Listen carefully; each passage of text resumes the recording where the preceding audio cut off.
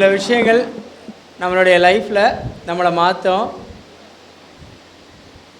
தாந்திரிகம் அப்படின்னா ஜோதிடத்துக்கும் தாந்திரிகத்துக்கும் ஒரு வித்தியாசம் இருக்குது. கிரகங்களை தந்திரமாக கையாள்வதே தாந்திரிகம். ஜோதிடத்தை பொறுத்த வரைக்கும் ஒரு நேர்மையான ரூட் இருக்கும். எப்படின்னா கோவில்களையும் ஜோதிடத்தையும் கரெக்ட் பண்ணி சொல்லக்கூடிய ஒரு அமைப்பு இருக்கும். ஆனால் தாந்திரிகம் என்பது என்ன அப்படின்னா கிரகத்தை இந்த பிரச்சனை உனக்கு வரப்போது அதுக்கு முன்னாடி ஒரு சொல்யூஷன் கொடுக்கறது. இதை நான் பல தடவை சொல்லியிருப்பேன். மகாபாரதம் முழுசாக படித்தவங்களுக்கு தெரியும் தாந்திரிகம்னா என்ன அப்படின்னு. என்னென்னா தாந்திரிக பரிகாரம் அப்படின்னாலே சின்ன சின்ன விஷயந்தான் இருக்குது. அண்ணா சொன்ன மாதிரி திதி, யோகம், கர்ணம், இந்த மாதிரி நிறைய விஷயங்களை டிவியில் சேனல்ஸில் பேசிட்டு வருவார். ஆனால் நான் அதை பற்றி பேசுகிறதே இல்லை. அவர் சொன்ன மாதிரி எனக்கும் ஜோதிடம் தெரியாதுன்னு சொன்னாதான் நீங்கள் என்ன தெரியாதுன்னு சொல்லிட்டு இவ்வளோ பேசுகிறான் அப்படின்னு நினைப்பீங்க. அந்த மாதிரி தாந்திரிகத்தில் நிறைய விஷயங்கள் இருக்குது. நான் அடிக்கடி உங்களுக்கு சொல்லியிருப்பேன். பேங்க் சம்மந்தமான விஷயங்கள், நம்மளுடைய வாகனம் சம்மந்தமான விஷயங்கள், கார் சம்மந்தமான விஷயங்கள், இந்த மாதிரி நிறைய இருக்கும். ஆனால் இன்றைக்கி நம்ம பார்க்க போகிற மிகப்பெரிய விஷயம் என்னென்னா திருமணத்தடை. எல்லாருமே பார்க்கக்கூடிய விஷயம் என்ன? திருமணத்தடை தான் ரொம்ப மெயினாக பார்க்குறாங்க. இந்த திருமணத்தடை எதனால் வருது, ஏன் வருது அப்படின்னு நிறைய விஷயம் இருக்கும். இருந்தாலும் எல்லாருக்கும் சொல்கிற விஷயம் என்னென்னா 6 கடந்தா 7ன்னு தான் சொல்லுவோம். 6 கடந்தா 7, 6 நம்பரை கடந்தா அடுத்து 7 நம்பரா? அப்படி இல்லை. நம்மளுடைய வாழ்க்கையில் திருமணம் நடக்கணும் அப்படின்னா 6 கடந்தாலே போதும் 7 வரும். அப்போ 6 அப்படின்னா சந்திரனா? 6 என்பது சந்திரன். கடலூர் வரைக்கும் ஒரு ஃபங்க்ஷன் பேசிட்டு வேலை செய்ய சரிங்களா? அப்போது நம்ம வாழ்க்கையில் எல்லாமே திருமண தடையை பற்றி தான் நம்ம பேசிகிட்டு இருப்போம். அப்போ திருமண தடைனா 7 அப்படின்னாலே சந்திரன். நம்ம 6 கடந்தா 7ன்னு சொல்கிறோம். 6 அப்படின்னா நீங்கள் ஜாதகத்தில் 6ஆம் இடத்தை எடுக்க வேண்டாம். இயற்கையாக இருக்கக்கூடிய 6, அந்த ஆற்று பகுதியை அக்கறையிலேருந்து இந்த கரையிலேருந்து அந்த கரைக்கு போனால் நமக்கு ஒரு நன்மை நடக்கும் அப்படின்னு நான் ஏற்கனவே பரிகாரம் சொல்லியிருப்பேன். ஆனால் இப்போ ரீசெண்டாக ஒரு பரிகாரம் ஒரு கிளைண்ட்டுக்கு நான் சொன்னேன். என்ன அப்படின்னா பச்சரிசி எல்லாருக்குமே தெரியல. இந்த பச்சரிசி என்ன பண்ணணும் அப்படின்னா தேனில் பிசைஞ்சு உருண்டையாக பிடிக்கணும். ஒவ்வொரு அரச மரத்துக்கும் 7 உருண்டை, ஒவ்வொரு அரச மரத்துக்கும் 7 உருண்டை நீங்கள் போட்டிங்க அப்படின்னா கண்டிப்பாக திருமணத்தடை விலகிடும். இது ஒரு எளிமையான பரிகாரம். இது ஏன்னா எல்லார் வீட்லேயும் பச்சரிசி இருக்கும். அப்போது ஒரு அரச மரம் எத்தனை அரச மரத்துக்கு போடுறது அப்படின்னு கேட்டிங்கன்னா 7 நாள் 7 அரச மரம் எங்கே நீங்கள் தேடி போட்டாலும் பரவாயில்ல, கண்டிப்பாக அந்த திருமணத்தடை விலகி திருமணத்துக்கான ஒரு வழி வகுக்கும். சரி, ஓகே. சுவாமிஜி வெளியில் வருவார். அப்படியே அவரை அங்கே வச்சு ஃபோட்டோ எடுத்துக்குங்க.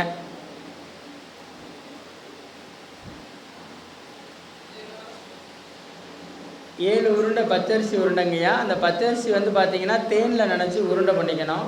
அதை அரச மரத்துக்கு போட்டு வாங்க. 7 நாள் போட்டாலும் சரி, 7 வாரம் ஒரு திங்கக்கிழமை நாள்லேயும் போடலாம். இல்லைங்க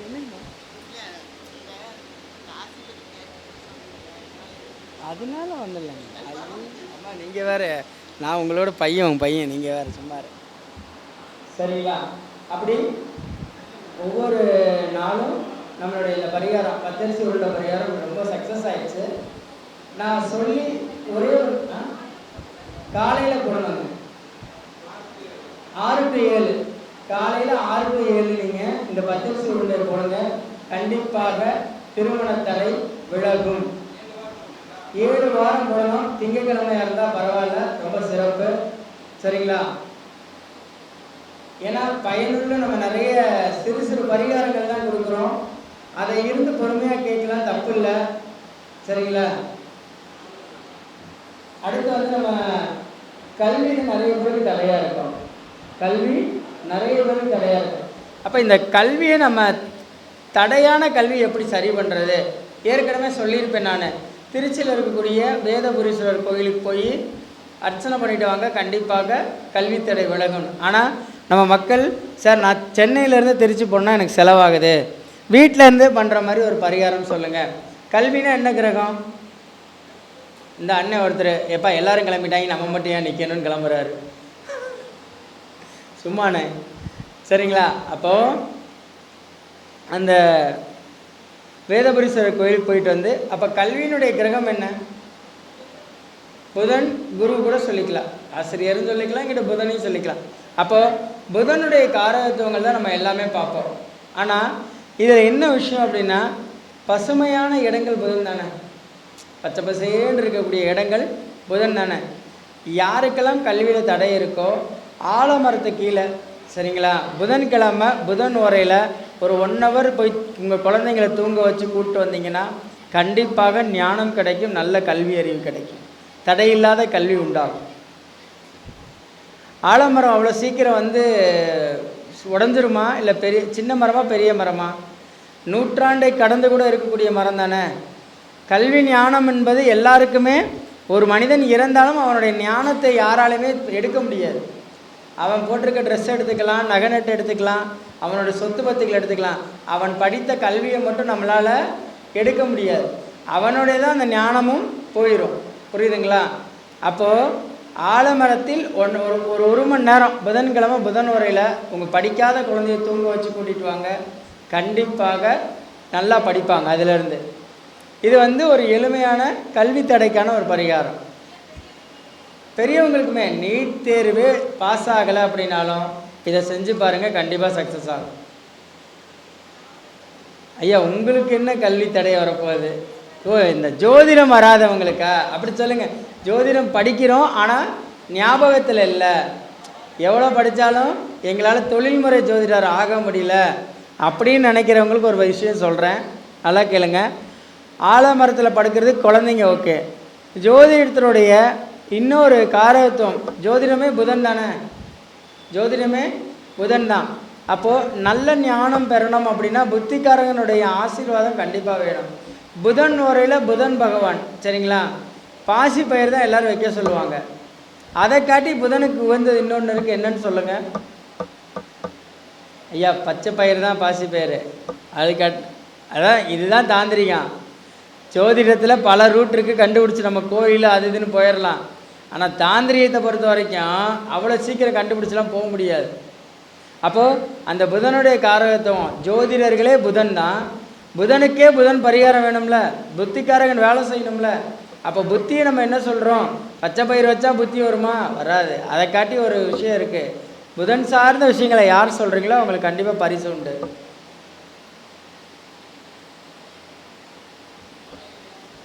என்னது? ஆலய வழிபாடா? வாழை இலையா? வாழை இலையெல்லாம் கிடையாதுங்க. அதை காட்டி சூப்பரான ஒரு விஷயம் இருக்குது,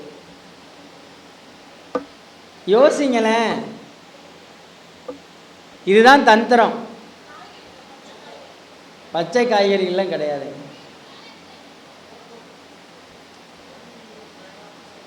பேனா, மை எடுத்துக்கலாம். இந்த மை வந்து ஜோதிடர்கள் என்ன பண்ணணும் அப்படின்னா, ஒரு உயர்ந்த பதவியில் இருக்கவங்க எந்த மையில் கையெழுத்து போடுவாங்க? பச்சை இங்கில் கையெழுத்து போடுவாங்க.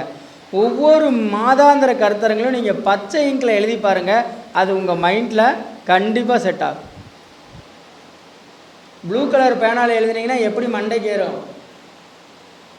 பச்சை கலர் பேனால் எழுதி பாருங்கள், சூப்பராக மைண்ட் செட் ஆகும். இப்படி ஒவ்வொரு விஷயத்தையும் ரொம்ப எளிமையாக முதல்ல கண்டுபிடிச்சி பழகணும். எளிமையாக நம்ம கண்டுபிடிக்கலை அப்படின்னா நம்மளால் ஜெயிக்க முடியாது. அடுத்து வந்து நம்ம லைஃப்பில் நிறைய இடத்துல பணம் வந்து நம்ம இழந்துருவோம், ஏமாந்துருவோம். பண்ணா சொன்ன மாதிரி திதியில், இந்த திதியில் பிறந்தா இந்த பிரச்சனை, இதில் பிறந்தா இந்த இது எல்லாமே சொன்னார். ஆனால் இதில் இன்னொரு விஷயம் பியூட்டி என்ன அப்படின்னா, ஜோதிடம் சார்ந்த விஷயங்களில் யாரெல்லாம் ஜாதகத்தில் ஏமாற்றக்கூடிய அமைப்பு இருக்கும், என்னென்ன சம்மந்தப்படும், ஒருத்தர் எங்கே ஏமாறுவான், எதனுடைய தொடர்பு? 7, 1, 9, 5, 4 இந்த மாதிரி நம்ம சொல்கிறோமா? அப்போ ஒருத்தன் ஏமாறக்கூடிய எண் எந்த எண்? என்னங்க? 4 ஏமாற்றமா? 4 நம்பரில் சொல்லக்கூடாது, சரிங்களா? கரெக்டாக சொல்லணும். எந்த கிரகம் நம்மளை ஏமாற்றும்? 7. வேற 5. அடுத்து 8. ரைட்டு. அடுத்து மொத்தம் 12 கட்டம், 12 பாவத்தையும் சொல்லிடலாமா? நல்லா யோசிச்சு பாருங்க. நம்மளை ஏமாற்றக்கூடிய கிரகம் எது? ராஜசங்கரையா, நம்ம ஏமாற்றக்கூடிய பாவம் எது? ஒருவன் ஏமாறக்கூடிய பாவம் ராஜசங்கரையா, ஒருத்தர் ஏமாறக்கூடிய அமைப்பு எந்த கிரகத்தில் இருந்தால் இருக்கும்? தெரியாது. பார்த்தீங்களா? டக்குன்னு ஒருத்தரால் சொல்ல முடியல. ஏன்னா எல்லா கிரகமும் எல்லாரும் ஏமாற்றுமா ஏமாற்றாதா? அதாவது தசாபுத்தியில் ஒரு சம்பவத்தை கொடுக்குமா கொடுக்காதா? புதன் தசை நடக்குது, புதன் வீக்காக இருக்காரு, அவருக்கு கல்வி அடிபடுமா படாதா? ராகு தசை நடக்குது, ராகு புத்தி நடக்குது, சூதாடி தோப்பாரா தோக்க மாட்டாரா? சுக்கர தசை நடக்குது, சுக்கர புத்தி நடக்குது, காதல்ல பிரச்சனை ஆகுமா ஆகாதா? இப்படி ஒவ்வொரு தசா புத்தியுமே தனக்கான ஃபஸ்ட்டு எந்த கிரகமே தனக்கான கர்மத்தை கொடுத்து விட்டு அதுக்கப்புறம் தான் நற்பலனை கொடுக்கும். எந்த கிரகமே தனக்கான ஒரு இதை கொடுத்துட்டு தான் இன்னொரு விஷயத்தை செய்யும். அப்போ நம்மளை ஏமாற்றக்கூடிய கிரகம் அப்படின்னு பார்த்தீங்கன்னா ராகு சனி மட்டும்தான். யாரு? ராகுவும் சனியும் மட்டும்தான் ஏமாற்றுவாங்க. சனிக்கு வீடு இருக்கு, ராகுக்கு வீடு இருக்கா? வீடு இல்லை. பாவம் 12 வீடு இருந்தும் பாவம் அவனுக்கு அவங்க 2 பேருக்கு ஒரு வீட்டை கொடுக்கல. அதுதான் ரொம்ப தம்பி மாப்பிள்ளை வேற கவலைப்பட்டார், ராகுக்கு எதுக்கு வீடு இருந்தால் சொல்லுங்க அப்படின்னு. எங்கள் வீட்டில் 2 வீட்டுக்கு வாடகைக்கு விடுறேன்றார். புரியுதுங்களா? அப்போது இந்த ராகுவையும் சனியும் நம்ம மெயினாக ஏமாற்று கிரகங்களால் மட்டும்தான் பார்க்கணுமே தவிர புண்ணிய கிரகங்களாக பார்க்கக்கூடாது. புண்ணிய கிரகங்களாக எப்போ பார்க்கணும் அப்படின்னா ஃபஸ்ட்டு 30 வருஷம் புண்ணிய கிரகங்களாக பார்த்துட்டீங்க அப்படின்னா அடுத்து நீங்கள் சந்திக்கக்கூடிய 30 வருஷம் பாவ கிரகம், அடுத்து சந்திக்கக்கூடிய 30 வருஷம் உங்களுக்கு உடல் ரீதியான பிரச்சனை கொடுக்கக்கூடிய கிரகம். இந்த 2 பேரால் மட்டும்தான் நம்மளை உட்கார வைக்கவும் முடியும், நிப்பாட்டவும் முடியும். இந்த 2 பேரால் மட்டும்தான் நம்மளை உட்கார வைக்க முடியும், நிப்பாட்ட முடியும். அப்போது சனி பகவானும் ராகுவானும் நம்மளை ஏமாற்றுறாங்க. இதுலேருந்து நம்ம வெளியில் வரணும். சார் நான் ஏமாந்துட்டேன், ஒரு பணத்தை கொடுத்து ஏமாந்துட்டேன், இல்லை ஒரு ஷேர் மார்க்கெட்டில் போட்டு ஏமாந்துட்டேன், பிட்காயின் வாங்கி ஏமாந்துட்டேன். யார் தான் ஏமாறல? இன்னைக்கு எல்லாரும் தான் ஏமாறுறோம். ஆனால் பணத்தை ஏமாந்தவர்களுக்காக ஒரு பரிகாரம் சொல்கிறேன். இந்த பணம் திரும்பி வருதோ இல்லையோ, நல்ல வழியிலாவது இந்த பணம் நீங்கள் சம்பாதிக்கணும்ல, நல்ல வழியிலாவது இந்த பணத்தை சம்பாதிக்கணும். அதுக்கான ஒரு சில விஷயங்களை நம்ம சொல்லுவோம். என்ன அப்படின்னா, பணம் ஏமாந்துட்டீங்க, விட்டுட்டீங்க, விட்டது விட்டதாகவே இருக்கட்டும். அவங்கள்ட்ட போய் அந்த பணத்தை கேட்காம ஒன்றும் செய்யாதீங்க. உப்பு இருக்குது பார்த்தீங்களா? உப்பு கையில் ஒரு படி எடுங்க, எடுத்துட்டு 16 சுற்று சுற்றுங்க. உங்கள் தலையை லெஃப்ட்டு, அடுத்து ரைட்டில் ஒரு 16 சுற்று சுற்றிட்டு, இதுவரை நான் ஏமாந்த பணம், இனிமேல் ஏமாறக்கூடிய பணம், என்னை ஏமாற்றியவர்களுக்கு இதுவரை என் 7 ஜென்ம கர்மாவை ஒப்படைக்கிறேன்னு சொல்லியிருக்கேன். எத்தனை ஜென்மம்? 7 ஜென்ம கர்மா. அப்போ என்ன, அந்த உப்பு கரையுமா அப்படியே இருக்குமா? உங்கள் கர்மாவும் கரைஞ்சிடும். அப்போது இனிமேல் எனக்கு வரவாக நான் பாடுபட்டு உண்மையாக சேர்த்த பணமாக இருந்தால் எனக்கு வரவாக வர வேண்டும் நினச்சி ஒரு உப்பை என்ன பண்ணுறீங்க, அப்படியே தண்ணியில் கரைச்சி விடுறீங்க. ஃபஸ்ட்டு எடுக்கக்கூடிய உப்பை என்ன பண்ணுறீங்க, ஒரு ஆற்றிலேயோ அல்லது குளத்துலேயோ போட்டுடணும். ஆனால் 2வதாக கேட்கக்கூடிய விஷயம் என்ன பண்ணணும், நம்ம வீட்டிலேயே ஒரு டம்ளரில் ஒரு டப்பாவில் கரைச்சிடணும். இப்படி இந்த உப்புக்கு இருக்க மகிமை வேறு எதுக்குமே கிடையாது. உப்புக்கு இருக்க மகிமை வேறு எதுக்குமே கிடையாது. உப்பு எங்கேருந்து வருது? கடல்ல இருந்து தான் வருது. கடல் மகாலட்சுமியா? கடல் மகாலட்சுமி தானே. அல்லல்ல குறையாத செல்வம் எங்கே இருக்குது? கடலில் தான் இருக்குது. எத்தனை தடவை மீனவன் வலை போட்டாலும் மீன் வராமல் இருக்கா? முத்து எடுக்காமல் இருக்குமா? எவ்வளோ விஷயம் இந்த கடலில் நம்ம கொடுக்குது. இந்த கடல் நம்ம கொடுக்காத விஷயங்களே கிடையாது. அதனால தான் பெண்ணினுடைய மனதையும் கடலினுடைய ஆழத்தையும் எவராலும் அறிய முடியாதுன்னு சொல்லியிருக்காங்க. சும்மாவும் சொன்னாங்க. ஒரு பொண்ணு நினைச்சிட்டு இருக்க விஷயத்த நம்மளால சொல்லவே முடியாது. ஆமா, என் மனைவி என்ன நினைக்கிறான்னு எனக்கே தெரியாது, சரிங்களா? ஏன்னா அப்படிதான் நடந்துச்சு. போன மாதம் நான் இந்த மாதிரி ஒரு ப்ரோக்ராம் நான் போயாகணும், இந்த மாதம் நம்ம மீட்டிங் நடத்த வேணாம்னு சொன்னேன். நீ போறனா போயா, மீட்டிங் நான் நடத்துறேன்னு நடத்திட்டா. நீ கிளம்புறனா கிளம்பு, என்னைக்கு செந்தூரான அறக்கட்டளையுடைய மீட்டிங் நிற்காது, நான் நடத்திக்கிறேன், நீ போயிட்டு வாண்டா. அந்த ஒரு தைரியம் அதுதான் வேணும். ஏன்னா இது கை தட்டலாம், யாரும் காசு நான் தரப்போறதில்லை, சரிங்களா?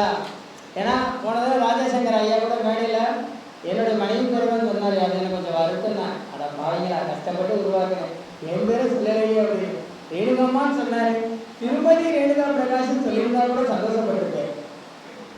அந்த மாதிரி ஒவ்வொரு பரிகாரங்களுமே நம்ம ஈஸியாக செய்யக்கூடிய பரிகாரங்கள் தான்.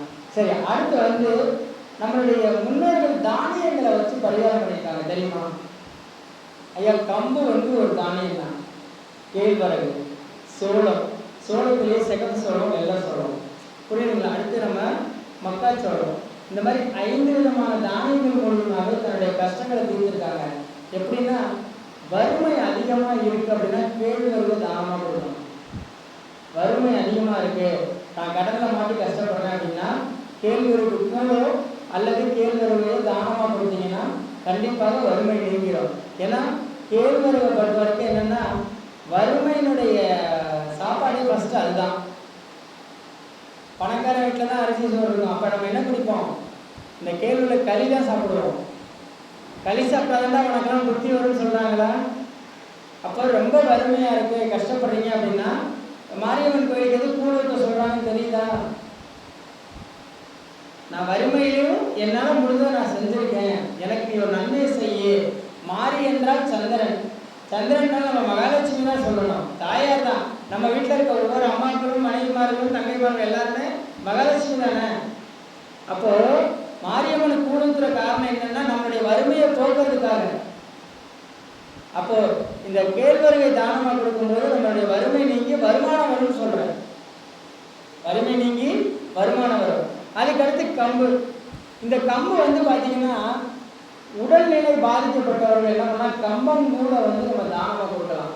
உடம்புல பிரச்சனை இருக்குது, உடல் ரீதியான பிரச்சனை இருக்குது அப்படின்னா கம்பங்கள் ஒரு 10 பேருக்கு வாங்கி தானமாக கொடுத்து பாருங்களேன். அவர்கள் உடல் சூடு தணிந்து வயிறு சரியாகும் போது உங்களுடைய வாழ்க்கை சரியாயிடும். உங்களுக்கு மருத்துவ செலவு பெருசாக வராது. இந்த கம்பங்களுக்குள்ள ஒரு மிகப்பெரிய விஷயம். அதே மாதிரி சோளம். இந்த சோளம் வந்து யாருக்கு கொடுக்கணும் அப்படின்னா நம்ம காமதேவனுக்கு தான் சோளத்தை கொடுக்கணும். யாருக்கு கொடுக்கணும்? காமதேவனுக்கு சோளம் கொடுக்கும்பொழுது வீட்டில் லட்சுமி கடாட்சம் உண்டாகும். தானியங்களை வைத்து தான் பரிகாரங்களை தவிர பரிகாரங்களை வைத்து தானியங்கள் இல்லை. அதனால தான் தானியத்துக்கு முக்கியத்துவம் அப்பயே கொடுத்தோம். அரிசி என்னைக்கு சாப்பிட ஆரம்பிச்சோமோ அன்னைக்கு சுகர் வந்துருச்சு. அரிசி சாப்பிட்டா நம்ம 200 வகையான தானியங்கள் சாப்பிட்றோம். இன்னைக்கு ஒரு கேழ்வரகு கூட ஒரு கம்பல் கூட நம்ம பார்க்கறது ரொம்ப அரிதாக இருக்கு. அப்போ நம்மளுடைய வாழ்க்கையில தானியத்தை வைத்து பலன் சொல்லலாம். நம்ம சோழத்துலேயே சோழன் யாரும் கொடுக்கலாம்? காமதேவனுக்கு கொடுக்கறது நம்ம சிறப்பு. வீட்டில் லட்சுமி வந்து குடியிருப்பார், கஷ்டத்துலேயும் நம்ம கொடுத்துருக்கான். அகத்திக்கீரை கொடுத்தீங்கன்னா என்ன ஆகும்? கர்மா குறையும். அகத்திக்கீரை கொடுத்தா கர்மா குறையும். ஆனால் சோளம் கொடுத்து பாருங்கள், கண்டிப்பாக நல்ல வருவாய் ஈட்டக்கூடிய ஒரு அமைப்பு ஏற்படுத்தும். வருவாய் ஈட்டக்கூடிய ஒரு அமைப்பு ஏற்படுத்தும்.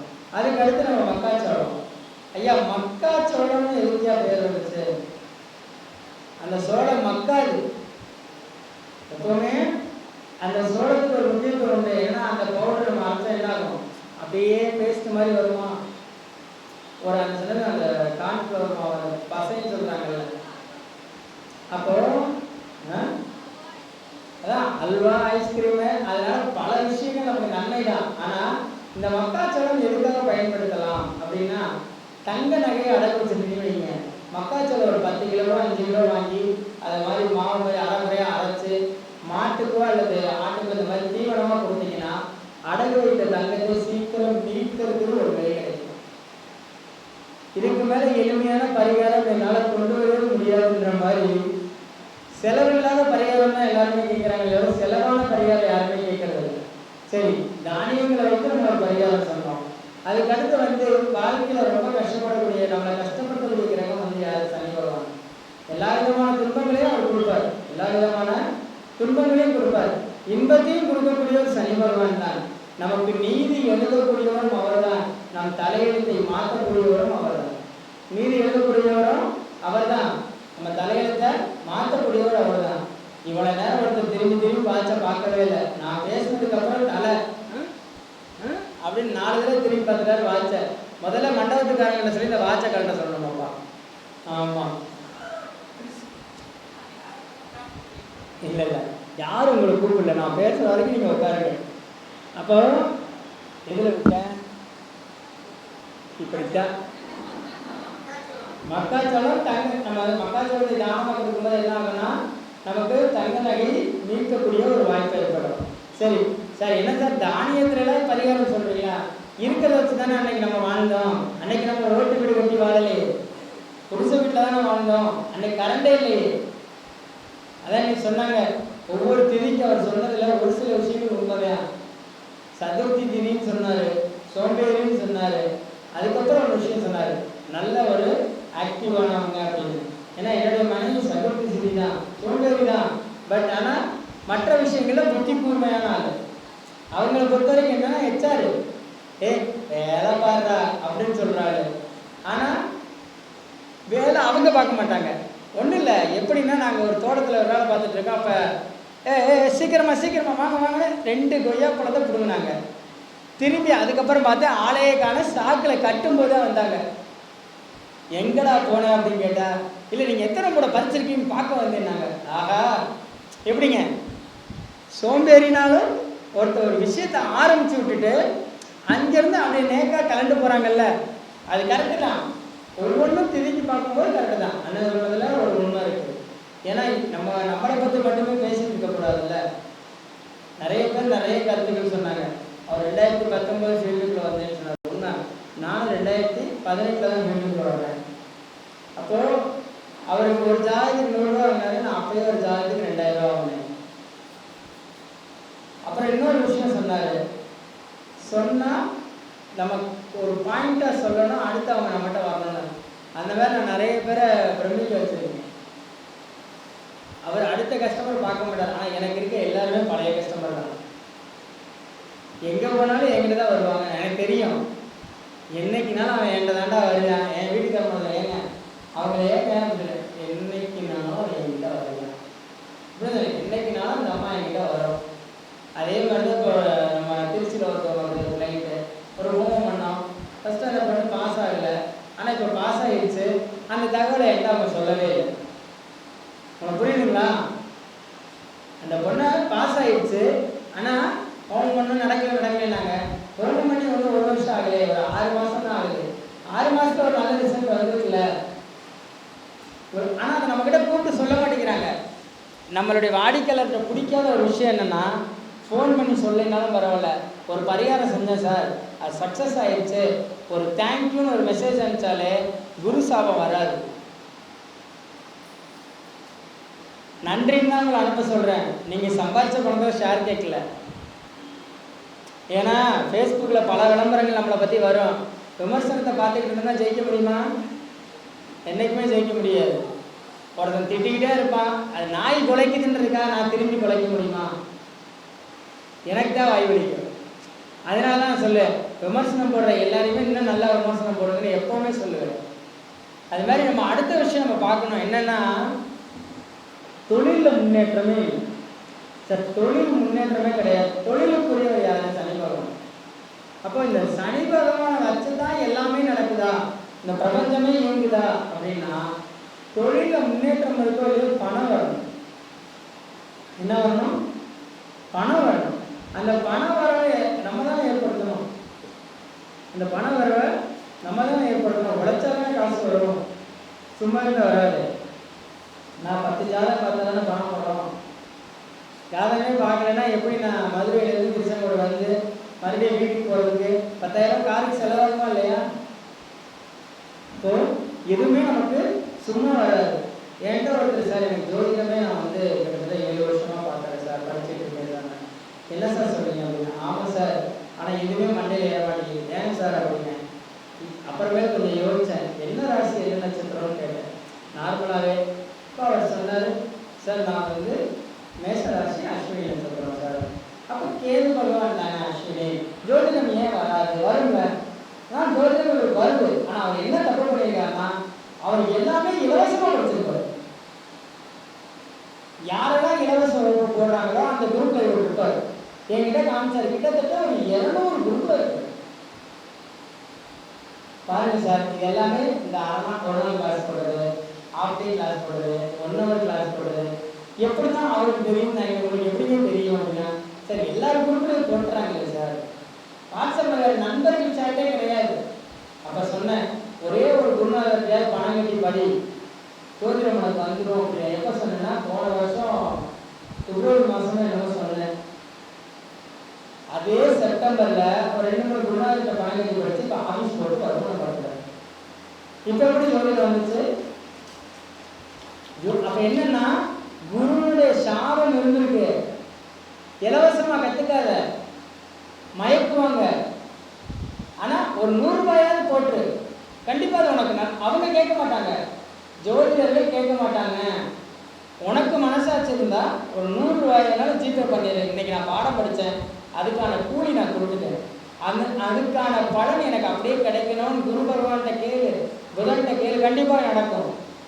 நான் படித்தேன், அவர் சும்மா ஓசியில் தாங்க, அங்கிட்டு ஓசியில் என்னைக்கு நம்ம வாங்கி பழகணுமோ அன்னைக்கே நமக்கு அட்டை தரித்திரியம் பிடிச்சிருச்சுன்னு தான் அர்த்தம். எப்போவுமே ஜோதிடத்தை நம்ம ஓசியில் மட்டும் பெறவே கூடாது. குருநாதருக்கு என்ன பண்ணோம், ஒரு வெத்தலை பாக்கு காணிக்கையாவது வைக்கணும். இப்போ ஆன்லைன் மோகம் வந்தனால என்ன ஆகுது, எல்லாருமே ஆன்லைனில் படிக்கிறீங்க, குருநாதரை போய் சந்திக்கிறது இல்லை. படித்து கற்றுக் கொடுத்த குருநாதர் ஒரு முறையாவது வாழ்க்கையில் சந்திச்சு அவர்கிட்ட ஆசீர்வாதம் வாங்கி நல்லா இருப்பான்னு சொல்லணும். நல்லா இருப்பான்னு சொன்னால் மட்டும்தான் ஜோதிடம் பழிக்கும், இல்லைன்னா பழிக்காது. குருநாதரை சந்திக்கணும். அவருக்கு ஒரு 4 நாள் முட்டாய் கூட வாங்கி கொடுக்கலாம், தப்பே இல்லை. சரிங்களா? அப்போ ஜோதிடத்தை மட்டும் இலவசமாக கற்றுக்காதீங்க. அடுத்து நம்ம ஒரு சில பரிகாரங்கள் சொல்கிறேன். சார், சூரியன் யாருக்கெல்லாம் செவ்வாய் வீட்டில் இருக்கோ, சூரியன் யாருக்கெல்லாம் செவ்வாய் வீட்டில் இருக்கோ, இந்த பார்த்தீங்களா, அவர் தயா கரெக்டாக கவனிச்சிருக்காரு. என்ன நட்சத்திரம் நீங்கள்? பூச நட்சத்திரம். கரெக்டாக சனி பார்த்தீங்களா?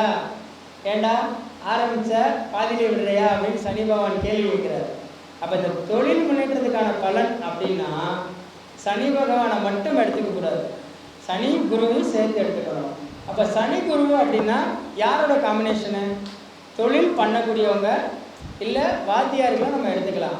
அப்போ என்ன பண்ணுவோம், உடல் ஊனமுற்ற ஆசிரியர்கிட்ட நம்ம ஆசீர்வாதம் வாங்கினாலே கண்டிப்பாக நம்ம தொழில் முன்னேறும். சார் சார் குரு சிறுபணமா பெருமணமா? பெருமணம். சனி பகவான் தொழிலில் முன்னேற்றம் அப்படின்னா பெருமணம் வந்தால் தானே முன்னேற்றம். அப்போது உடல் ஊனமுற்ற அவங்க யார்? சனி பகவானா? அவங்க செய்யக்கூடிய தொழில் ஆசிரியத்தில் குருவா? இல்லை உடல் ஊனமுற்ற ஜோதிடர்கிட்டையோ அல்ல உடல் ஊனமுற்ற ஐயர்கிட்டையோ அல்ல உடல் ஊனமுற்ற ஆசிரியர்கிட்டையோ ஆசீர்வாதம் வாங்கினா கண்டிப்பாக முன்னேற்றம் உண்டு. சனியே நம்மளை ஆசீர்வாதம் பண்ணுற மாதிரி, சனி குருவும் ஆசீர்வாதம் பண்ணுற மாதிரி. சரிங்கய்யா, தொழில் பண்ணுறவங்களுக்கு, பண்ணாதவங்களுக்கு அதான் உங்களுக்கு கேள்வி. அவங்களுக்கு தாராளமாக உதவி பண்ணலாங்கய்யா, ட்ரெஸ் எடுத்து கொடுக்கலாம். சரி, இப்போ தாராளமாக பண்ணலாங்க ஐயா, அவரோட ஆசீர்வாதம் நமக்கு வேணும். புரியுதுங்களா? யாருக்கெல்லாம் தொழிலில் ஒரு வளர்ச்சி அடையணும் அப்படின்னா முதல்ல உடல் ஊனமுற்றவங்களுக்கு உதவி செய்யுங்க, நல்ல ஒரு வளர்ச்சி கண்டிப்பாக வரும். ஜோதிட தொழில் பார்க்குற எல்லாருக்குமே சொல்லக்கூடிய விஷயம் என்னென்னா, சனி பகவான் நம்மளை சோதிப்பார். எப்படி அப்படின்னா வருமானத்தை முடக்குவார், ஆட்களை வரவிட மாட்டார். அப்போ முடங்கியவனுக்கு உதவி செய்தால் உன் கதவு திறக்கப்படும், உன் வாழ்க்கை வெற்றியடையும். புரியுதா? இங்கே கைத்தட்டலாம், தப்பே இல்லை.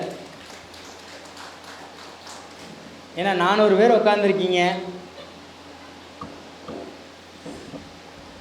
என்ன இல்லை எப்போவுமே வருங்க. இன்றைக்கி நான் லேட்டாக பேசிட்டேன், எங்கள் டைமை ஒருத்தர் சேர்த்து எடுத்துக்கிட்டார், அவ்வளோதான். பரவாயில்ல, ஏன்னா ஆட்களே இல்லாமல் மேடையில் பேசியிருக்கோம். அன்னைக்கெல்லாம் நாங்கள் கவலைப்பட்டதே இல்லை. இன்னைக்கு இவ்வளோ பேர் உட்காந்துருக்கீங்க, இதுவே எவ்வளோ பெரிய விஷயம். புரியுதா? வடிவேல் மாதிரி தான், நீ தான் தைரியமான ஆளாச்சே, பேசு பேசு, அந்த மாதிரி தான். சரிங்களா? சரி, அடுத்த ஒரு கான்செப்ட் எடுப்போமா? என்னன்னா, இந்த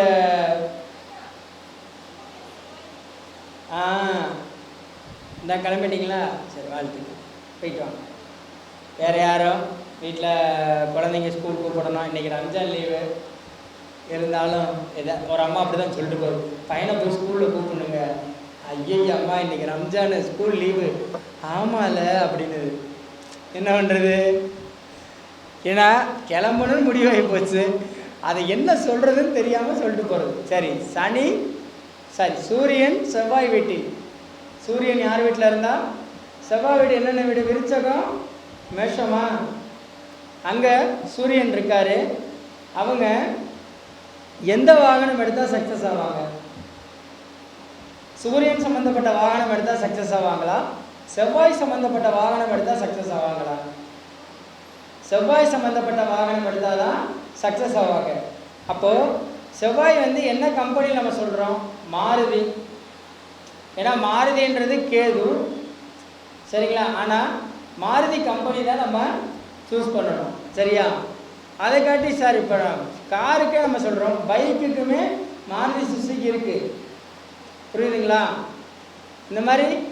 சரி, அடுத்து சூரியன்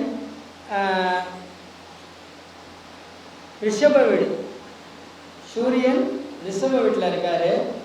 யாருடைய காம்பினேஷன் அது? சுக்கிரனும் சூரியனும் காம்பினேஷனு. அப்போ இங்கே சுக்கிரன் தானே எடுப்போம். அப்போ எந்த கம்பெனியில் வண்டி எடுக்கலாம்? சுக்கிரன் அப்படின்னாலே ஸ்கோடா.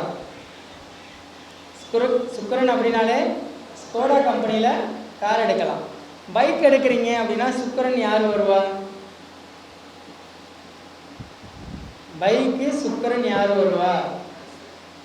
பல்சர் டிவிஎஸ் கம்பெனிங்க ஐயா, அது குரு. சரிங்களா? அடுத்து யாரு? கேடிஎம்மா? அம்மா, அது எமனோட ஏஜென்ட். அடுத்து தம்பி, பைக் பேர் சொல்லுங்க. அது சந்திரன், டிவிஎஸ் குரு. அடுத்து ஹோண்டா சந்திரன் தான்மா, ஹுண்டாயும் சந்திரன் தான். அடுத்து ஆக்சிஸ். யார் சொன்னது? ஆக்சிஸ் என்ன கம்பெனி? சுசுகி தானே? அதான் செவ்வாய்க்கு சொல்லிட்டேனா? யார் சொன்னது? சூப்பர். பஜாஜ் கம்பெனி பைக்கில் எடுத்துக்கலாம். புரியுதுங்களா? அடுத்து சூரியனை வச்சு, சூரியன் அடுத்து மிதுனத்தில் இருக்க. அடுத்து மிதுனத்தில். மிதுனப்படி யாரு? புதனா? சார், புதன்ல எங்க காரு அப்படியே அப்படின்னா, நமக்கு நானோ கார் ஒன்று போட்டாங்களா டாட்டாவில்? டாட்டாவில் இந்த நானோ கார் மாதிரி கார்களே ரொம்ப லோ ப்ரைஸ் உள்ள கார்களை எடுத்துக்கலாம். அது புதன் சம்மந்தப்பட்ட கார் தான்.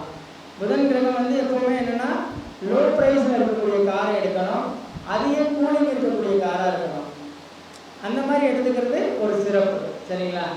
அடுத்து சூரியனை வச்சு நம்ம எங்கே சொல்கிறோம்? இதுக்கு அடுத்து என்ன வீடு? கடகம். யாரோட வீடு? சந்திரன். சந்திரனா டொயோட்டா கம்பெனி. சந்திரனா டொயோட்டாவில் கார் எடுத்துக்கலாம், ஹோண்டாவில் கார் எடுத்துக்கலாம். கார் மட்டும் இல்லை, பைக்கும் ஹோண்டா கம்பெனியில் இருக்குது, எடுத்துக்கலாம். அதுக்கு அடுத்த வீடு சிம்ம வீடு, சூரியனுடைய வீடு. சூரியனா சூரியன் சம்பந்தமான விஷயத்தை தான் நம்ம பார்க்கணும். மகேந்திரா கம்பெனியில் நம்ம கார் எடுத்துக்கலாம். ஏன்னா இன்னைக்கு பிக்கஸ்ட் அரசியல்வாதிகள் என்ன பண்ணி வச்சுருக்காங்க? மகேந்திரா கம்பெனியும் டொயோட்டா கம்பெனி தான் யூஸ் பண்ணுறாங்க. ஆனால் நார்த்து ஃபுல்லாக பார்த்தீங்கன்னா மகேந்திரா கம்பெனி தான் நல்ல வேல்யூ. எதுக்காக இந்த வேல்யூனா, கவர்மெண்ட் சம்மந்தப்பட்டதில் மகேந்திரா ஜீப்பு தான் முதல்ல. ஜீப்பு, மகேந்திரா ஜீப் தானே கவர்மெண்ட் ஆஃபீஸர் வருவாங்க. ஜீப் சொல்ல வச்சா என்ன சொல்லுவோம்? ஆகா ஜீப் வருது, அது என்ன கம்பெனி? மகேந்திரா கம்பெனி தானே. அதான் பொலிரோ யாரோட கம்பெனி? ஐயா, மகேந்திரா கம்பெனியில் பைக்கோ காரை எடுத்தால் உங்களுக்கு சக்ஸஸ் ஆகும், சரிங்களா? அதுக்கு அடுத்து என்ன வீடு? அது யாரோட வீடு? மேலே சொன்னதை கீழே எடுத்துக்கலாமா? மிதுனத்துக்கு சொன்னதை அதுக்கு அடுத்து துலாம், சுக்கரனுடைய வீடா. ரிஷபத்துக்கு சொன்னதை இங்கே எடுத்துக்கலாமா? அடுத்து விருச்சகம், செவ்வாய்க்கு. மேசத்துக்கு சொன்னதை இங்கே எடுத்துக்கலாமா? அதுக்கு அடுத்து இந்த தனுசு வீடு, சூரியன் அங்கே எடுத்துங்க. அது யாரோட வீடு? குருவோட வீடா? தனுசு வீடு யாரோட வீடு? குரு வீடு. அப்போ என்ன கம்பெனியில் எடுக்கலாம்? டிவிஎஸ் கம்பெனியில் எடுக்கலாமா? என்ன கம்பெனியில் எடுக்கலாம்? டிவிஎஸ் கம்பெனியில் பைக் எடுத்துக்கலாம். டிவிஎஸ் கம்பெனியில் என்ன அந்த வண்டி நமக்கு தேவைப்பட்டு எடுத்துக்கலாம். ஆனால் குரு சம்மந்தப்பட்ட கார் எடுக்கணும்ல, அப்போ என்ன பண்ணிக்கலாம்? குரு சம்மந்தப்பட்ட காரு கியா கார் வந்து தனுசுல, தனுசு வீடு கியா கம்பெனி காரு, சரிங்களா? இந்த மாதிரி அதுக்கடுத்து மேலே மகரம், சனியோட வீடு, டாடா கம்பெனியில் எடுத்துக்கலாம். சனிக்கும் கும்பத்துக்கும் டாடா கம்பெனி. டாட்டாவிலே இரும்பு தொழிற்சாலை தானே, சனி பகவான் தானே அவங்க, அதனால் அங்கே நம்ம எடுக்கலாம். மீனத்துக்கும் தனுசுக்கு சொன்ன வீட்டையே மீனத்துக்கு எடுத்துக்கலாம். இப்போது கார்கள்லையே நம்ம இவ்வளோ விஷயத்தை பார்க்குறோம். அதே மாதிரி ஒவ்வொரு ராசிக்கும் ஒரு சோப்பு கம்பெனி இருக்குது. ஒவ்வொரு ராசிக்குமே ஒரு சோப்பு கம்பெனி எடுத்துக்கலாம். அடுத்து ஒவ்வொரு ராசிக்குமே ஒரு ஷாம்பு கம்பெனி எடுத்துக்கலாம். என்னென்னா உங்களுடைய 2வது நட்சத்திரம், இப்போ உங்களுடைய 2வது நட்சத்திரம் என்னங்க ஐயா? பூரட்டாதி. சதை உங்கள் நட்சத்திரம், அடுத்து பூரட்டாதி. 2வது நட்சத்திரம் ஐயாவுக்கு பூரட்டாதி நட்சத்திரம். பூரட்டாதி யாரோட நட்சத்திரம்? குருவோட நட்சத்திரம். ஐயா வந்து டிவிஎஸ் கம்பெனியில் வண்டி எடுக்கலாமா? சிட்டி யூனியன் பேங்க்கில் அக்கௌண்ட் ஓப்பன் பண்ணலாமா? புரியுதுங்களா? ஈஸியாக புரியுதா? சிட்டி யூனியன் பேங்க் யாரோடது? பிராமினோடது. புரியுதுங்களா? அப்போது அது குரு தானே அவங்க. அந்த பேங்க்கில் இவர் அக்கௌண்ட் ஓப்பன் பண்ணலாம்ல. இவர் 2வது டிவிஎஸ் கம்பெனி பைக்கு, அது பிராமினோட தானே. அப்போ அவங்க குரு தானே. அப்போ அதில் ஐயா வந்து பைக் எடுக்கலாம்ல. அப்போ 2வது நட்சத்திரத்தை ஆக்டிவேட் பண்ண மாதிரி ஆகிடுதா? தனதார நட்சத்திரத்தை இப்படியும் நம்ம ஆக்டிவேட் பண்ணலாம்ல. நான் பார்த்தீங்களா, ஐயா அப்படி தான் எடுத்திருக்காரு, நான் கரெக்டாக சொல்கிறேன்னு சொல்லிட்டார். இப்போ கை தட்டலாம். ஆளுக்கு 50 ரூபா தரமாட்டேன். இப்போ ஆயில்ய நட்சத்திரம் புதனுடைய நட்சத்திரம். நான் முன்னாடியே சொன்னேன் இந்த கம்பெனியில் கார் எடுக்கலான்னு. அப்போ எந்த பேங்க்ல அக்கௌண்ட் ஓப்பன் பண்ணலாம் புதனுக்கு? HDFCயா? அது ராகு. ஆயில்ய நட்சத்திரங்க ஐயா, நல்லா கேட்டுங்க. ஆயில்ய நட்சத்திரம் என்ன சொல்கிறோம்? குப்பைன்னு சொல்லிடுவோமா? குப்பை கிடங்கு ஆயில்யம்மா. உங்களோட 2வது நட்சத்திரம் ஐயா, உங்கள் நட்சத்திரம் என்ன? 2வது நட்சத்திரம் என்ன? ஆயில்ய நட்சத்திரம் சொல்கிறேன். குப்பை கிடங்கு பக்கத்தில் இருக்க பேங்க்கில் அக்கௌண்ட் ஓப்பன் பண்ணுங்க, பணம் சேரும். இப்போ தெரியுதா? நம்ம 2வது நட்சத்திரம் அங்கே செயல்படுதா? அப்போ அங்கே ஒரு பேங்க் இருக்கா? அப்போ அந்த குப்பை சேர்ற மாதிரி பணம் சேரும்ல. தனதார நட்சத்திரம் தானே 2வது நட்சத்திரம். ஏன் 2வது நட்சத்திரம் ஆக்டிவேட் பண்ணு, 2வது நட்சத்திரம் ஆக்டிவேட் பண்ணு சொல்கிறாங்க? எளிமையாக பரிகாரம் எடுக்கணும்னா இப்படி தான் எடுக்கணும். அங்கே பேங்க் இருந்துச்சுன்னா அந்த இடத்துல போய் அக்கௌண்ட் ஓப்பன் பண்ணுங்கன்றேன்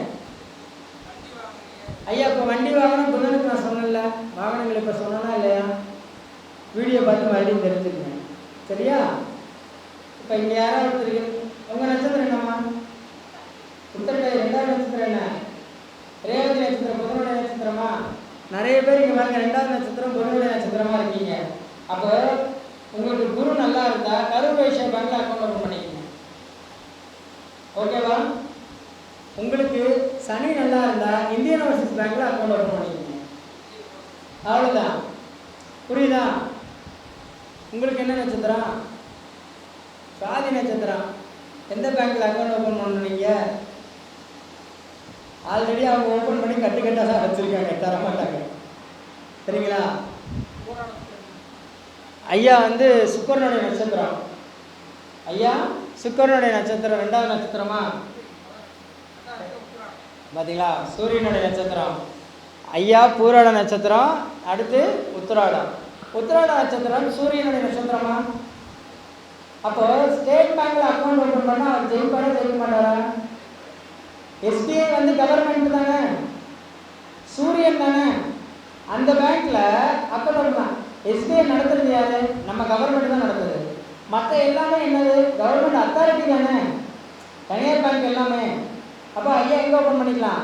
எஸ்பிஐ பேங்க்கில் அக்கௌண்ட் ஓப்பன் பண்ணிக்கலாம். புரியுதுங்களா? ரெண்டாவது நட்சத்திரம் செவ்வாய். சத்தம் எந்த நட்சத்திரம் சொல்கிற மாதிரி ரெண்டாவது நட்சத்திரம் கேட்பேன், சொன்னாலும் பேங்க் சொல்லுவேன்.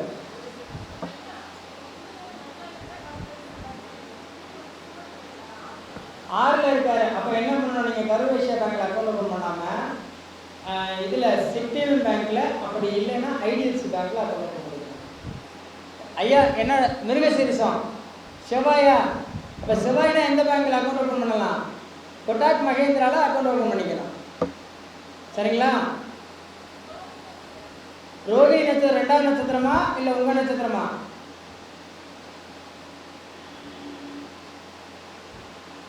எனக்கு கேட்கல, யாராவது கேட்டு சொல்லுங்க அவங்க ரெண்டாவது நட்சத்திரம் என்னன்னு. புனர்பூசமா? என்ன நட்சத்திரம் ஒன்றும் குழப்பாங்க.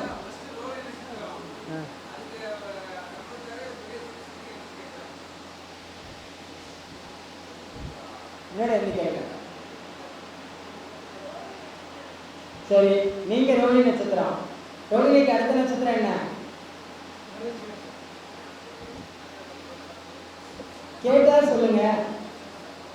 நான் என்ன சொன்னேன்? ரெண்டாவது நட்சத்திரம் சொன்னா மட்டும்தான் நான் சொல்லுவேன்னு சொன்னேன். அப்போ மிருகசீரிஷ நட்சத்திரத்துக்கு என்ன சொன்னேன்? கொட்டாக் மகேந்திரா பேங்க்ல அக்கௌண்ட் ஓப்பன் பண்ண சொன்னா. கொட்டாக் மகேந்திரான்ற தப்பா சொன்னா என் வீட்டுக்காரி அங்கிருந்து கல்ல கொண்டு எறிவா. இங்கிலீஷ் தப்பா பேசாது. சரியா? கோட்டக் மகேந்திரால அக்கௌண்ட் ஓப்பன் பண்ணிக்கணும். சரியா? அடுத்து வீட்டில் இருக்க எல்லாரும் கேட்கக்கூடாது. சரியா? ஐயா நீங்கள் ஒன்று கேட்டீங்க, உங்களுக்கு ஒன்று சொல்லிட்டேன். பூர நட்சத்திரம் ரெண்டாவது நட்சத்திரம் பூரம் தான். பூரம் யாரோட நட்சத்திரம்? சுக்கரனோட நட்சத்திரம். அப்போ சுக்கரன் சம்பந்தமான பேங்க்ல தான் அக்கௌண்ட் ஓப்பன் பண்ணணும். பெண் பேர் உள்ள பேங்க்ல அக்கௌண்ட் ஓப்பன் பண்ணலாம். விஜயா பேங்க் கேள்விப்பட்டிருக்கீங்களா? அந்த பேங்க்ல அக்கௌண்ட் ஓப்பன் பண்ணிக்கலாம். அது எந்த பேங்கோட அத்தாரிட்டியில் ஜாயிண்ட் ஆகிருக்கோ அது அக்கௌண்ட் ஓப்பன் பண்ணிக்கோங்க. சரியா? அதே என்னங்க திருவோணம் சந்திரன் இந்தியன் ஓவர்சீஸ் பேங்க்கு. அடுத்து மூல நட்சத்திரமா? அதுக்கு அடுத்த நட்சத்திரம் என்ன? மூல நட்சத்திரம். Right, okay. மக நட்சத்திரம்னா மக நட்சத்திரத்துக்கு அடுத்த நட்சத்திரம் என்ன? பூரம். என் காதில் மூலனே கேட்குது. சரி, பூர நட்சத்திரம் யாருக்கு இங்கே சொன்னேன்? யாரும் சொன்னேன்? விஜயா பேங்க். சரிங்களா? ஓகே. ஐயா நீங்கள் என்ன கேட்டீங்க? சித்திரை ஐசிஐசி பேங்க். சித்திரை வந்து ஐசிஐசி பேங்க். இப்படி 27 நட்சத்திரத்துக்கும் பல பேங்க் இருக்கு. அதை கேட்டு தெரிஞ்சுக்கணும்னு தான் சொல்கிறேன். சரிங்களா? ஏன்னா ஒவ்வொரு நட்சத்திரத்துக்குமே ரெண்டாவது நட்சத்திரத்துடைய பேங்க்கை முதல்ல பார்த்து அக்கௌண்ட் வைங்க, பணம் கண்டிப்பாக வரும். நான் ஃபஸ்ட்டு என்ன பண்ணேன்? எனக்கு சித்திரை நட்சத்திரம் தான். ஃபஸ்ட்டு என்னுடைய அக்கௌண்ட் எது இருந்துச்சு? கனரா பேங்க்கில் இருந்துச்சு. அதுக்கப்புறமேல என்ன யோசிச்சேன்? நம்ம ஏன் கனரா பேங்க்கில் வச்சுருக்கோம்? சரி, ஓகே. நம்மளோட ரெண்டாவது நட்சத்திரம் சுவாதி. அப்போ ராகு. ஐசிஐசி பேங்க் வந்து ராகு. நேரம் என்ன பண்ணேன்? ஐசிஐசி பேங்க்கில் அக்கௌண்ட் ஓப்பன் பண்ணிட்டேன். அப்போ சித்திரை நட்சத்திரம் செவ்வாயோட நட்சத்திரம் உங்கள் பையனுக்கு. அப்போ செவ்வாய் நட்சத்திரத்துக்கு என்ன சொன்னேன்? கோட்டக் மகேந்திரா பேங்க்கில் அக்கௌண்ட் ஓப்பன் பண்ணிக்கி. சரிங்களா? ஆமாம், அது எனக்கு. சித்திரைக்கு ஐசிஐசி. ரெண்டாவது நட்சத்திரமாக சித்திரைக்கு கோட்டக் மகேந்திரா. செவ்வாய் நட்சத்திரத்துக்கு கோட்டக் மகேந்திரா பேங்க் நல்லாயிருக்கும். ரெண்டாவது நட்சத்திரமா சந்திரனுடைய திருவோணத்துக்கு சொல்லியிருப்பாங்க. Indian Overseas bank. சுவாதி நீங்கள் விசாகம். சரியா? ஐஓபியில் அக்கௌண்ட் ஓப்பன் வச்சுன்னா, இல்லை அப்படின்னா இது கரும்பு விஷயம். சரியா? ஓகே. திருவோணம் சொல்லிட்டுலாமா? இந்தியன் ஓவர்சீஸ் பேங்க்னு சந்திரன். எல்லா திருவோணத்துக்கும் சரி இந்தியன் ஓவர்சீஸ் தான். சரிங்களா? சரி, ஒருத்தருக்கு ரொம்ப போர் அடிச்சிருச்சு, கிளம்புறாருன்னு நினைக்கிறேன். ஊருக்கு போன பாவம். சரி, ஆமாம். பக்கத்தில் எந்த பேங்க் இருந்தாலும் ஓப்பன் பண்ணிக்கலாம். சொல்லுங்கள், ஃபோன் நம்பர் சொல்லணுமா? யார் எழுதுனா? அது அம்மாட்ட வாங்கிக்கோங்க, எங்கள் ஓனர்கிட்ட வாங்கிக்கோங்க, அவங்களே எல்லாம் பார்த்துக்குவாங்க. 967-786-1886.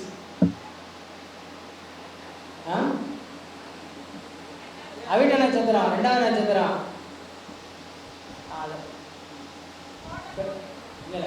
கோட்டக் மகேந்திரா. இப்படித்தான் நான் வந்து அப்பப்போ கொஞ்சம் ஸ்ட்ரக் ஆகிடுவேன். ஏன்னா வரிசையை கேட்டுகிட்டே இருக்கீங்க, சொல்கிறோம்ல. பரவாயில்ல, நீங்கள் ஒரு ஆளுக்கு ஒன்று கேட்கலாம். கேட்ட நட்சத்திரத்துக்கு அடுத்த நட்சத்திரம் என்ன, இல்லை கேட்ட நட்சத்திரம் அடுத்த நட்சத்திரமா? புதனுடைய நட்சத்திரத்துக்கு நான் சொன்னேன் இல்லைங்கம்மா, வீடியோவில் இருக்க பார்த்துக்கங்க. அடுத்து ராஜாசங்கர் ஐயா வந்துட்டார். நீ மைக்கு ஓட்டி கிளம்புறியா இல்லை உன்னை நான் கிளப்பவான்னு கேட்டார். தாராளமாக பண்ணிக்கலாங்க. ஒரு நல்ல மாற்றத்தை கொடுக்கும். என்னன்னா எல்லாருக்குமே தனதாயம் ரொம்ப முக்கியம். ஐயா சொன்னார், நான் சொன்ன 2 விஷயமும் உங்கள் லைஃப்பில் இருக்கா? அப்படிலாம் கிடையாதுங்க. நமக்கு அந்த ஜென்ம நட்சத்திரம் வருதுல, ஜென்ம நட்சத்திர நாளில் ஓப்பன் பண்ணுங்க. ஜென்ம நட்சத்திரத்தில் எந்த காரியம் செஞ்சாலும் அது ஜெயந்தான். சரிங்களா? ஓகே, சரி. எனக்கு அப்புறம் ஒரு பேச்சாளர் இருக்கார். இந்த வாய்ப்பை நல்கிய திருச்செங்கோடு ஸ்டார் தமிழ்நாடு ஜோதிட அறக்கட்டளை நிறுவனத்திற்கும் மற்றும் அன்பு சகோதரர் ஐயா ராஜாசங்கர் ஐயா அவர்களுக்கும் மற்றும் சிறப்பு ஜோதிட திருவிழாவுக்கு வருகை புரிந்த அடுத்த ஜோதிட நண்பர்களும் ஆசான்களுக்கும் ஜோதிட நன்றிகளுக்கும். ஏன்னா எப்போவார் நண்பர்களே சொல்கிறீங்க, நாங்களும் இருக்கோம் அப்படின்றாங்க. அதனால் ஜோதிட மகளிர் அணிக்கும் என்னுடைய செந்தூரான் அறக்கட்டளையினுடைய நெஞ்சார்ந்த நன்றிகள் பல. விரைவில் செந்தூரானுடைய வகுப்பு ஆரம்பிக்க போகிறேன். 1.5 வருஷத்துக்கு அப்புறம். டேட் இன்னும் அனௌன்ஸ் பண்ணலை. புக் பண்ணுறவங்க நான் சொன்ன இந்த நம்பருக்கு புக் பண்ணிக்கோங்க. டேட் அனௌன்ஸ் பண்ணுறது மே மாதம் தான் அனௌன்ஸ் பண்ணுவோம். ஏன்னா இந்த வகுப்பு எடுத்தால் அடுத்த 2 வருஷத்துக்கு வகுப்பு கிடையாது. ஆர்வம் உள்ளவங்க இந்த வகுப்பில் ஜாயின் பண்ணிக்கோங்க. எஸ்டிஆர் சேனல் எல்லாருமே சப்ஸ்கிரைப் பண்ணுங்கள். என்னோடய சேனலான ஜோதிட தளபதியும் சப்ஸ்கிரைப் பண்ணுங்கள். என்னோடய இன்னொரு சேனலான அஸ்வின் பத்தி மீடியா சேனலையும் சப்ஸ்கிரைப் பண்ணுங்கள். ஏன்னா எல்லாருமே எல்லாருக்கும் தேவை. சரிங்களா? அதே மாதிரி என்னுடைய கருத்தரங்கு ஏப்ரல் 11ஆம் தேதி இதே திருச்செங்கோடு 1000 வைஷ்யர் மகாலில் நடக்கும். எல்லோரும் மீட்டிங் வாங்க. அப்போ உங்களுக்கு வர்ற எல்லாருக்குமே பேங்க் எந்த பேங்க்கில் அக்கௌண்ட் வைக்கணும்னு சொல்லலான் இருக்கேன். 100 பேர் வந்தாலும் கண்டிப்பாக 2 மணி நேரம் சொற்பொழிவு நல்லா உங்களுக்கு எல்லா விஷயத்தையும் சொல்லலான் இருக்கேன். திருச்செங்கோடு 1000 வைஷ்யர் மகாலில் என்னுடைய மாதம் 2வது சனிக்கிழமை என்னோடய கருத்தரங்கு நடைபெறும். நீங்கள் எல்லாருமே கலந்துக்கலாம். கருத்தரங்கத்தில் கலந்துக்கிற யாருக்கிட்டையும் நாங்கள் நன்கொடை வசூல் பண்ணுறதில்லை. அதனால் தாராளமாக கலந்துக்கலாம். சரிங்களா? ஜோதிடரை தவிர கலந்துக்கக்கூடிய எல்லார்ட்டையுமே நாங்கள் நன்கொடை கேட்க போகிறதில்ல, ஜோதிடத்தை மட்டும் கேட்போம்.